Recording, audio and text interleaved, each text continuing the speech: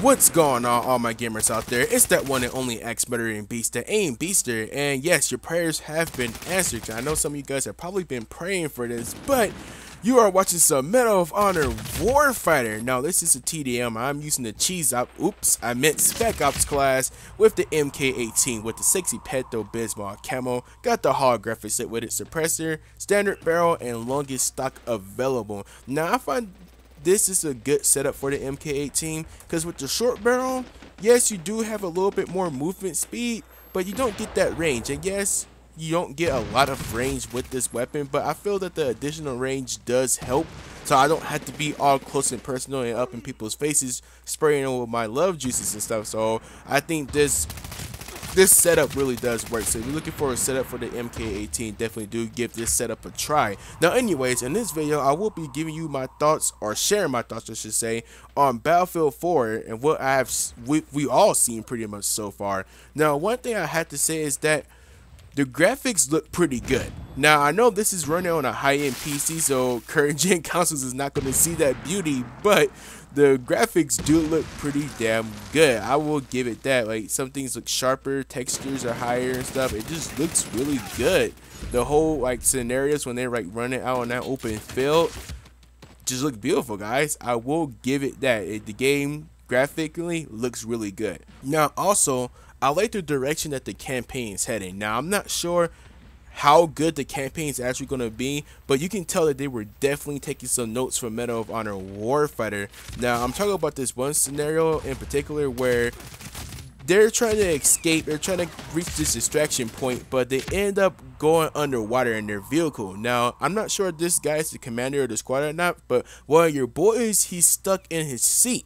And as your car, with your car being stuck underwater, your vehicle, I should say, because I know it was like a truck or something, but you guys know what I'm talking about. With your vehicle being stuck underwater, you don't have much time to think. You know, it's either try to escape fast or stay there and drown. So the guy that's stuck in the seat, he's like, "Oh, you guys gotta go." He gives him the gun. He's like, "Shoot out the window so you can escape." But of course, them being soldiers, they don't want to leave a man behind or anything like that, so it kind of makes you feel for the characters. That's what it seems like. It's going to make you feel for your squad, and if a campaign is heading down that direction, I think it's going to be pretty good, because Medal of Honor Warfighter did something like that if you played the campaign. But the main character, he was struggling with his personal life while still trying to maintain his military life as well, so it was a bit of a struggle there.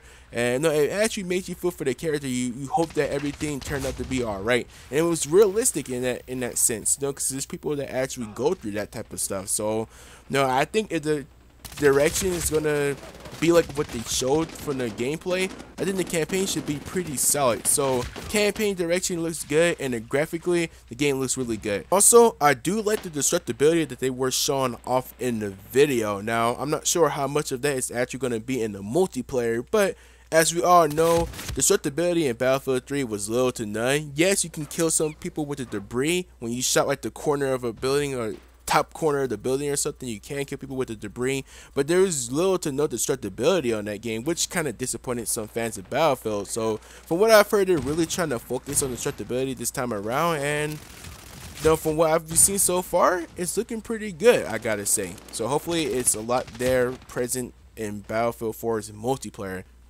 Now then, since I shared with you all my positive thoughts about Battlefield 4, it will only be fair if I share some negative thoughts. A and B has negative thoughts about Battlefield, he must be a hater. No, but not everything's all unicorns and rainbows. One gripe that I do have, and this is really the only one I have so far, is that it reminds me of Battlefield 3 way too much. Now, this isn't necessarily a bad thing, I guess, but my head was literally screaming BF 3.5.